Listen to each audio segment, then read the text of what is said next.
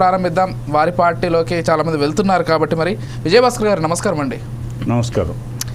ఎలా చూస్తారు అంటే మా కార్పొరేటర్లకి ప్రలోభాలకి గురి చేసి ఏదో ఆశ చూపించి తీసుకునే ప్రయత్నం చేస్తున్నారు, లేకపోతే భయభ్రాంతులకు గురి చేసి కూటమి ప్రభుత్వం ఇదంతా చేస్తుంది అనేటువంటి ఒక విమర్శ ఖచ్చితంగా వైసీపీ నుంచి అయితే వస్తోంది. ఎలా చూస్తారు? జీవీఎంసీ రాష్ట్రంలోనే అతిపెద్ద నగరపాలక సంస్థగా కూడా ప్రస్తుతం ఉంది. సో దాన్ని కైవసం చేసుకుంటే మీ చేతిలో కొంత పట్టుంటుందనేటువంటి ఒక అభిప్రాయంలో భాగంగా ఇదంతా చేస్తున్నారా, లేకపోతే స్వచ్ఛందంగా వస్తున్నారా మీ పార్టీలోకి కార్పొరేటర్లు? ఇప్పటికే అవిశ్వాస తీర్మానాన్ని కూడా ప్రవేశపెట్టే విధంగా కలెక్టర్ దగ్గరికి వెళ్ళారు.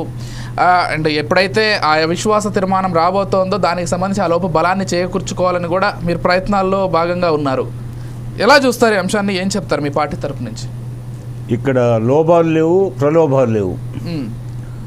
మీరు అన్నట్లు వాళ్ళే స్వచ్ఛందంగా వస్తున్నారు. వారికై వారు వస్తున్నారు. మరి వారు అక్కడ మరి వారికి ఆ పార్టీ ఎందుకు నచ్చలేదో అది వాళ్ళకే తెలియాల. మరి మా పార్టీలోకి ఎందుకు వస్తున్నారు అనేది వాళ్ళు ఈ అధికార పార్టీ పోతే కాస్త వాళ్ళు ఎన్నుకున్న ప్రజలకి న్యాయం చేకూర్చాలి కాబట్టి అధికార పార్టీలో ఉంటే న్యాయం చేకూర్చవచ్చు తమను ఎన్నుకున్న ప్రజలకి అనే ఉద్దేశం ఉండొచ్చు. మరి వాళ్ళు స్వతంత్రించి వాళ్ళకై వాళ్ళు పార్టీలోకి వచ్చినప్పుడు దానికి మేమేం చేయాలి? అందులో ఏ లోభం ఉంది, ఏ ప్రలోభం ఉంది? అంత అవసరం ఉందా? ప్రలోభ పెట్టాల్సినంత అవసరం ఏముంది? పైగా అక్కడ ఎమ్మెల్యేలంతా మాకు కూటమికి సంబంధించిన వాళ్ళే ఉన్నారు. ఆ చుట్టుపక్కలంతా విశాఖ నగరంలో చుట్టుపక్కలంతా. మరి అలాంటప్పుడు తెలుగుదేశం పార్టీకి ఏం అవసరం, కూటమికి ఏం అవసరం? అంటే ఒక విషయం, జగన్మోహన్ రెడ్డి గారు ఇటీవల కాలంలో ఎక్కడ సభలోకి వెళ్ళి మాట్లాడినా కానీ ఒక విషయాన్ని పునరుద్ఘాటిస్తున్నారు. ఏ క్షణంలో ఎన్నికలు రావచ్చు, ఎలక్షన్స్ వచ్చిన మరుక్షణం వైసీపీ అధికారంలో ఉంటుంది, ఇది తథ్యం, మీరు తొందరపడి ఇతర పార్టీలోకి వెళ్తే మీకే నష్టం అంటూ కూడా ఆయన చెప్తున్నారు ఇటీవల కాలంలో. ఒకసారి జగన్మోహన్ రెడ్డి గారు ఈ రోజు కూడా మాట్లాడారు. ఒకసారి ఆ బైట్ ప్లే చేసి చూద్దాం ఆయన ఏం మాట్లాడారు. ఒకసారి పీసీఆర్ ఆ బైట్ ప్లే చేయండి. కళ్ళు మూసుకుంటే సంవత్సరం అయిపోయింది, ఇంకా కళ్ళు మూసుకుంటే మరో 3 ఏళ్ళు ఓపిక పట్టండి, వచ్చేది మన ప్రభుత్వమే. 3 ఏళ్ళు ఓపిక పట్టండి, వచ్చేది మన ప్రభుత్వమే. మన ప్రభుత్వం వచ్చిన ఒక నెలకే ప్రతి రైతన్న ముఖంలో సంతోషాన్ని చూసేటట్టుగా వాళ్ళకి రాని ఇన్సూరెన్స్ని ఇప్పిస్తా, ఇప్పుడున్న ఇన్పుట్ సబ్సిడీ ఇస్తాను. ఇవ్వడమే కాకుండా ప్రతి రైతన్నకు 2023లో ఏ రకంగా ప్రతి రైతన్నకు 50,000 రూపాయలు మళ్ళీ ఇచ్చినట్టుగా ఆ డబ్బు కూడా మళ్ళీ ఇచ్చే కార్యక్రమం కూడా ఖచ్చితంగా రైతన్నకు, ప్రతి రైతన్నకు నేను భరోసా ఇచ్చి నేను ఈ విషయం చెప్తా ఉన్నా.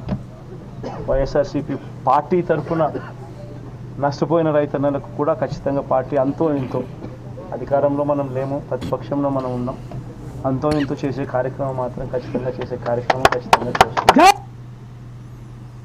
విజయభాస్కర్ గారు, సరే సందర్భం వేరే అయి ఉండొచ్చు, రైతులకు సంబంధించి ఇతర సందర్భం అయి ఉండొచ్చు. ఒకటి మాత్రం చెప్పదలుచుకున్నారు మాజీ ముఖ్యమంత్రి జగన్మోహన్ రెడ్డి గారు, ఈసారి ఎలక్షన్స్ వస్తే ఖచ్చితంగా వైసీపీ పార్టీని అధికారంలోకి వస్తుందనేటువంటి ఒక విషయాన్ని చెప్తున్నారు. వీడిపోయేటువంటి వాళ్ళకి అది ఇండైరెక్ట్గా ఒక వార్నింగ్ లాగే పరిగణించాలని పార్టీ శ్రేణుల్లో కూడా ఒక చర్చ జరుగుతోంది. ఏమంటారు? అది పార్టీ నుంచి రకరకాల శ్రేణులు వెళ్ళిపోతున్నారు. సీనియర్ కార్యకర్తలు, కౌన్సిలర్లు, కార్పొరేటర్లు, జడ్పీటీసీలు, ఎంపీపీలు, ఇలా సర్పంచ్లు, సొసైటీ ప్రెసిడెంట్లు అందరూ వెళ్ళిపోతున్నారు. కట్టడి చేసుకోవాలంటే వాళ్ళకు ధీమా కల్పించాలి. ఇది అయిపోయింది, సంవత్సరం అయిపోయింది, ఇది 9 మాసాలు అయిపోయి 10వ నెల జరుగుతుంది, సంవత్సరం అయిపోయింది అన్నాడు. ఇంకా 3 సంవత్సరాలే అన్నాడు.